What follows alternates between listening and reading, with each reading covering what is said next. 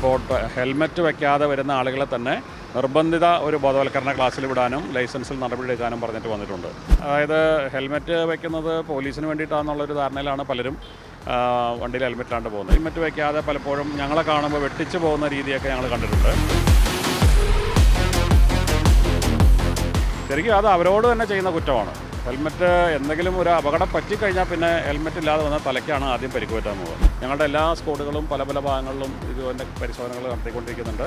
വളരെ സജീവമായിട്ട് നമ്മുടെ ലക്ഷ്യം എന്ന് പറയുന്ന റോഡ് അപകടം കുറയ്ക്കുക, റോഡിൽ സുരക്ഷ ഉറപ്പാക്കുക. നമസ്കാരം. കാക്കനാട് മോട്ടോർ വാഹന വകുപ്പിൻ്റെ പരിശോധന റോഡിൽ നടക്കുകയാണ്. ഇപ്പോൾ നമ്മളിപ്പോൾ motor vehicle inspector Vinod Kumar sir ചെയ്യുന്നുണ്ട്.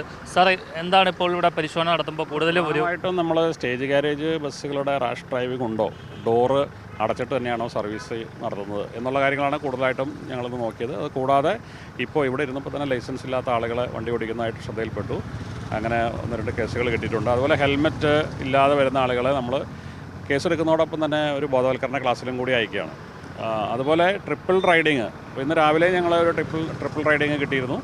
അത് ലൈസൻസിൽ നടപടിയെടുക്കാൻ തന്നെ പറഞ്ഞ് ശുപാർശ ചെയ്തിട്ടുണ്ട്. ലൈസൻസ് സസ്പെൻഷനിലേക്കൊക്കെ പോകാവുന്ന രീതിയിൽ. പുതിയ ബഹുമാനപ്പെട്ട ട്രാൻസ്പോർട്ട് കമ്മീഷനുടെ പുതിയ സർക്കുലർ പ്രകാരം ഇപ്പോൾ ഹെൽമെറ്റ് വയ്ക്കാതെ വരുന്ന ആളുകളെ തന്നെ നിർബന്ധിത ഒരു ബോധവൽക്കരണ ക്ലാസ്സിൽ വിടാനും ലൈസൻസിൽ നടപടിയെടുക്കാനും പറഞ്ഞിട്ട് വന്നിട്ടുണ്ട്. അപ്പോൾ അത് പലർക്കും അറിയില്ല. അപ്പോൾ ഞങ്ങളത് ഇപ്പോൾ വരുന്ന ആളുകളോട് ആ രീതിയിലുള്ള ആറ്റിറ്റ്യൂഡാണ്. നിർബന്ധമായിട്ടും ആദ്യം ക്ലാസ്സിൽ വിടും.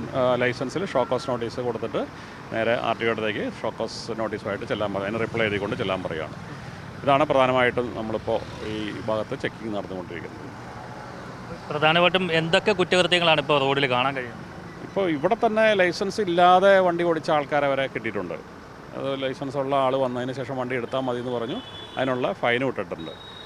പിന്നെ അത് കൂടാതെ വണ്ടികളുടെ ഡോക്യുമെൻറ്റ്സ്, ഇൻഷുറൻസ് തീർന്നത് അറിയില്ലാതെ വണ്ടി ഓടിച്ചെടുക്കുക, അങ്ങനെയുള്ള പല പല ജനറലായിട്ടുള്ള പല ഒഫൻസുകളും ഞങ്ങൾക്ക് കിട്ടുന്നുണ്ട്. അതനുസരിച്ചാണ് ഞങ്ങളിപ്പോൾ കേസുകൾ എടുത്തിട്ടുള്ളത്. ഇവരൊക്കെ ഈ പറയുന്ന ഒരു ന്യായം എന്താണ്? ഇത് പലരും ശ്രദ്ധിക്കുന്നില്ല. അതായത് ഹെൽമെറ്റ് വയ്ക്കുന്നത് പോലീസിന് വേണ്ടിയിട്ടാണെന്നുള്ളൊരു ധാരണയിലാണ് പലരും വണ്ടിയിൽ ഹെൽമെറ്റിലാണ്ട് പോകുന്നത്. ഇതെന്താ ഒരു സൈക്കോളജിയാണ്. ഇപ്പം നമ്മൾ ഓടിക്കുന്ന വണ്ടി അത് അപകടത്തിൽ പെടില്ല എന്ന് വിചാരിച്ച് സ്വയം അങ്ങനെ വിചാരിച്ചിട്ടാണ് പലരും വണ്ടി ഓടിക്കുന്നത്. ഇത് എപ്പോഴാണ് അപകടം വരിക എന്ന് പറയാൻ പറ്റില്ല. അതുകൊണ്ടാണ് നമ്മൾ ഈ റോഡ് സുരക്ഷാ മാർഗ്ഗങ്ങളിലൂടെ നിങ്ങൾ പോകണം, ഹെൽമെറ്റ് വയ്ക്കാനുള്ള ഒരു ഹെൽമെറ്റ് വെക്കണം, സീറ്റ് ബെൽറ്റൊക്കെ ഓൾമോസ്റ്റ് എല്ലാവരും ആയി കഴിഞ്ഞു. പക്ഷേ ഹെൽമെറ്റ് ഇപ്പോഴും ഒരു 5% ആളുകൾ ഹെൽമെറ്റ് വയ്ക്കാതെ പലപ്പോഴും ഞങ്ങളെ കാണുമ്പോൾ വെട്ടിച്ച് പോകുന്ന രീതിയൊക്കെ ഞങ്ങൾ കണ്ടിട്ടുണ്ട്. ശരിക്കും അത് അവരോട് തന്നെ ചെയ്യുന്ന കുറ്റമാണ്. ഹെൽമെറ്റ് എന്തെങ്കിലും ഒരു അപകടം പറ്റിക്കഴിഞ്ഞാൽ പിന്നെ ഹെൽമെറ്റ് ഇല്ലാതെ വന്നാൽ തലയ്ക്കാണ് ആദ്യം പരിക്ക് പറ്റാവുന്നത്. അപ്പോൾ അത് പ്രത്യേകം പബ്ലിക് ആരാണെങ്കിലും വണ്ടി ഓടിക്കുന്ന ആളുകൾ ശ്രദ്ധിക്കേണ്ടതാണ്. വളരെ അത്യാവശ്യമാണ്. ഹെൽമെറ്റ് ഇല്ലെങ്കിൽ എത്ര രൂപയാണ് പിഴ? ഇപ്പോൾ ഹെൽമെറ്റ് ഇല്ലെങ്കിൽ 500 രൂപയാണ് ഫൈൻ ഈടാക്കുന്നത്. അതിനോടനുബന്ധിച്ച് ഞങ്ങൾ ബോധവൽക്കരണ ക്ലാസ്സിലേക്കും കൂടി അവരെ ഇപ്പോൾ ഡയറക്റ്റ് ചെയ്തിട്ടുണ്ട്. അതാണ് ബോധവൽക്കരണ ക്ലാസ്സിൽ 1000 പേരോളം വരുന്നുണ്ട് ഇപ്പോൾ ഓരോ ക്ലാസ്സുകളിലും. ഒരാഴ്ച 1.5 കൂടുമ്പോഴൊക്കെ ഈ ക്ലാസ്സുകൾ നടക്കുന്നുണ്ട്. നമ്പർ പ്ലേറ്റ് ഇല്ലെങ്കിലോ? നമ്പർ പ്ലേറ്റ് ഇല്ലെങ്കിൽ 3000 രൂപയാണ് ഫസ്റ്റ് ഒഫൻസ് വരുന്നത്. അപ്പോൾ അത് വണ്ടിയുടെ നമ്പർ പ്ലേറ്റ് ഒന്നുമില്ലാത്ത വണ്ടിയാണെങ്കിൽ അതിൻ്റെ ഷാസി നമ്പർ നോക്കിയിട്ട് അതിനകത്തായിരിക്കും ഫൈൻ ഇടുക. അപ്പോൾ പിന്നെ ആ വണ്ടി പുതിയ വണ്ടിയാണെങ്കിൽ കൂടിയും ആ വണ്ടിക്ക് രജിസ്ട്രേഷൻ സമയത്ത് ചെല്ലുമ്പോൾ ഈ ഫൈൻ അടയ്ക്കാതെ രജിസ്ട്രേഷൻ കിട്ടാത്ത ഒരവസ്ഥയായിരിക്കും ഉണ്ടാകാൻ പോകുന്നത്. ഇതര സംസ്ഥാന വാഹനങ്ങൾ കുറേ ഉണ്ടോ? ഇതര സംസ്ഥാന വാഹനങ്ങൾ ഒരുപാട് ഇവിടെ കാണുന്നുണ്ട്. അതായത് ഡൽഹിയിൽ നിന്നൊക്കെ ഒരുപാട് ആളുകൾ വണ്ടി എടുത്തുകൊണ്ട് വരുന്നതായിട്ട് കാണുന്നുണ്ട്. അപ്പോൾ അവർക്കുള്ള നിർദ്ദേശം എന്ന് പറയുന്നത് ശരിക്കും 30 ദിവസമാണ് വണ്ടി ഇവിടെ ഓടിക്കാനുള്ള ഒരു അനുവാദം. കേരള ഗവൺമെൻറ് ടാക്സേഷൻ ആക്ട് അനുസരിച്ച് 30 ഡേയ്സ് പെർമിറ്റഡ് ആണ്.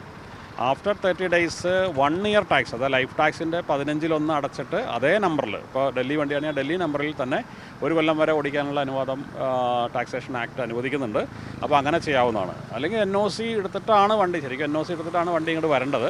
അങ്ങനെ വരാത്തത് മൂലം ചില ആളുകൾ ബ്രോക്കേഴ്സൊക്കെ ആരെങ്കിലുമൊക്കെ വണ്ടി മേടിച്ചുകൊണ്ട് വന്നിട്ട് ഇവിടെ വണ്ടി വച്ചിരുന്ന് അവർ ചിലപ്പോൾ 6 മാസം 7 മാസം കഴിഞ്ഞിട്ട് കൊടുക്കുന്ന ആൾക്കാരുണ്ട്. അപ്പോൾ അവരാണ് ഈ വാഹനം രജിസ്ട്രേഷൻ നടത്താതെ അല്ലെങ്കിൽ NOC പോലും എടുക്കാതെ വണ്ടി ഇവിടെ കിടന്ന് ഓടുന്നതായിട്ട് കാണുന്നത്. അപ്പോൾ അങ്ങനെയുള്ള വണ്ടികൾക്ക് നമ്മൾ ഡയറക്ഷൻ കൊടുക്കുകയാണ്. ഈ 1 മാസം കഴിഞ്ഞാൽ 1 ഇയർ ടാക്സ് അടയ്ക്കണം എന്നുള്ള രീതിയിൽ ഡയറക്ഷൻ കൊടുക്കും. പരിശോധന കർശനമാക്കിയിരിക്കുകയാണ്. പരിശോധന ഇപ്പോൾ കർശനമാക്കിയിരിക്കുകയാണ്.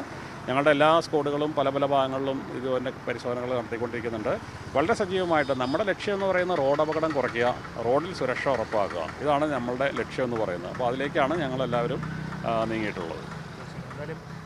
ശക്തമായ പരിശോധനയാണ് റോഡുകളിൽ നടത്തുന്നത്. ശ്രദ്ധിക്കുക, നിങ്ങൾ കൃത്യമായി വാഹന നിയമങ്ങൾ, റോഡ് സുരക്ഷാ നിയമങ്ങളൊക്കെ പാലിക്കുക. പ്രത്യേകം സീറ്റ് ബെൽറ്റ് ഇടുക, ഹെൽമെറ്റ് ഇടുക. അതുപോലെ തന്നെ നിങ്ങളുടെ വാഹനം ഇതര സംസ്ഥാനത്ത് രജിസ്റ്റർ ചെയ്തതാണെങ്കിൽ അത് കൃത്യമായി ഇവിടേക്ക് മാറ്റുക. NOC ഒക്കെ വാങ്ങി ഇവിടേക്ക് മാറ്റുക. അല്ലെങ്കിൽ വലിയ തുക തന്നെ പിഴ ഈടാക്കും. അത്തരത്തിൽ കർശന നിയമ നടപടികൾ നേരിടേണ്ടി വരുമെന്നാണ് ഇപ്പോൾ മോട്ടോർ വെഹിക്കിൾ ഇൻസ്പെക്ടർ വ്യക്തമാക്കിയിരിക്കുന്നത്. കൊച്ചിയിൽ നിന്നും DK ദിലീപിനോടൊപ്പം R. പീയൂഷ്, മറുനാടൻ മലയാളി.